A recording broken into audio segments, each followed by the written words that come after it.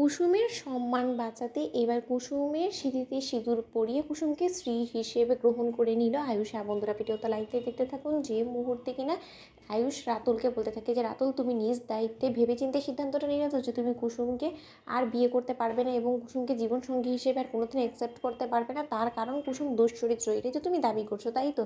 অন্যদিকে রাতুল বলতে থাকে যে সরি আয়ুষ স্যার, আর যাই হোক না কেন অন্য কারোর সঙ্গে পরক্রিয়ায় আর মতন ঘটনায় জড়িত হওয়া সত্ত্বেও এরকম একজন মানুষকে যদি আমি বিয়ে করে আমার জীবনে জায়গা দিই, তাহলে আমার মনে হয় না যে সমাজে আর 4-5টা মানুষের সঙ্গে আমি মেলামেশা করতে পারবো, কারণ তারা তখন আমার দিকেই প্রশ্ন তুলবে এবং আমাকে বারবার করে চোখে আঙুল দিয়ে বুঝিয়ে দিবে যে আমার স্ত্রী কতটা নির্লজ্জ, দুশ্চরিত্র এবং পরক্রিয়া করে বেড়ায় পরপুরুষের সঙ্গে। এবং পরপুরুষের সঙ্গে যে মেয়ের কিনা বিয়ের আগেই এতটা ঘনিষ্ঠ সম্পর্ক যে যার চিহ্ন ও গর্বে নিয়ে ঘুরছে, তার দায়িত্বটাই ভাবি কেন নিতে যাবো বলুন? আমি তো তার দায়িত্ব নিতে বাধ্য না, তাই না?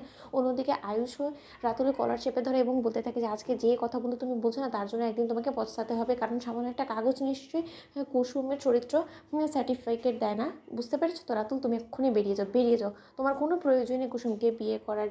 যার আর সঙ্গে কুসুমের ভাগ্য লেখা আছে তার সঙ্গেই কুসুমের বিয়ে হবে। ঠিক সেই মুহূর্তেই শঙ্কর যখন বলতে থাকে যে আয়ুষ বাবা তুমি খুব তো অহংকার করে কুসুমের উপরে ভরসা করে তুমি রাতুলকে ঘাট ধাক্কা দিয়ে বার করে দিলে, এবার কুসুমকে কে বাঁচাবে বলো তো? এই মান সম্মান তো সব কিছু ধূলিসাৎ করে দিল এই মুখপুরি মেয়ে আমার। যে মুখপুরি মেয়ের জন্য আমি এখন আর মাথা তুলে কারোর সঙ্গে চোখে চোখ রেখে কথা বলতে পারবো না। আমার এত দিনের জোগানো সকল মান সম্মান সব কিছু এই মেয়ে ধূলিসাৎ করে দিলে, এবার আমি কী করবো বলো তো? একে একমাত্র বিষ খাইয়ে আমি মেরে ফেলতে পারবো, এছাড়া তার কোনো কিছু আমার কাছে আর এখন বেঁচে নেই। অন্যদিকে এই সমস্ত কথাবার্তা বলার পর যখন কিনা কুসুম বলতে থাকে যে বাবা তুমি কেন মরবে বা তুমি কেন আমাকে আগ বাড়িয়ে মারতে যাবে, তার থেকে বরঞ্চ আমি আত্মহত্যা করে মরে যাই, এতে করে তোমাদের সকলের সমস্যাই একবারে সমাধান হয়ে যাবে। অন্যদিকে কুসুম বলতে থাকে যে আর অন্য কারো হওয়ার হাত থেকেও আমি বেঁচে যাবো, আমি বরঞ্চ সেটাই করি, আত্মহত্যাই আমি একমাত্র বেছে নিতে পারি এই মুহূর্তে, কারণ আমার মতো লগ্নভ্রষ্টা মেয়েকে কেই বা এই সমাজে বাঁচতে দেবে, কেনই বা দেবে?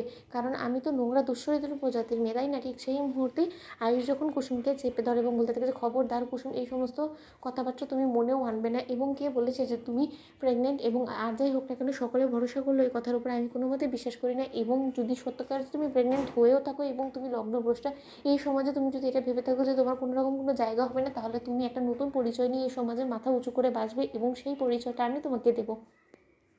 অন্যদিকে যখন কিনা মীনাক্ষী বলতে থাকে যে এই আয়ুষ তুই যতই কুসুমকে ঘাট করার চেষ্টা কর না কেন, কুসুমের এই দুশ্চরিত্র হওয়ার কলঙ্কের দাগটা কিন্তু কুসুমের কপাল থেকে তুই কোনোভাবেই মুছতে পারবি না। অন্যদিকে আয়ুষ বলতে থাকে আমি আমার পরিচয় দিয়ে কুসুমের এই কলঙ্কের দাগ কপালে মুছবো এবং সেটা এই মুহূর্তে এই লগ্নেই হবে। অন্যদিকে আয়ুষ যখন সিঁদুর কৌটো হাতে নিয়ে কুসুমের সিঁথিতে সিঁদুর পরিয়ে দেয় এবং সেই মুহূর্তে ইন্দ্রাণী গাঙ্গুলি বলতে থাকে যে আয়ুষ তুমি এটা কী করলে? ঠিক সেই মুহূর্তে আয়ুষ বলতে থাকে যে এই মুহূর্তে দাঁড়িয়ে আমার যেটা ঠিক মনে হয়েছে আমি সেটাই করেছি। মা তো বন্ধুরা লাইক, তুমি শেয়ার করো, সাবস্ক্রাইব করো।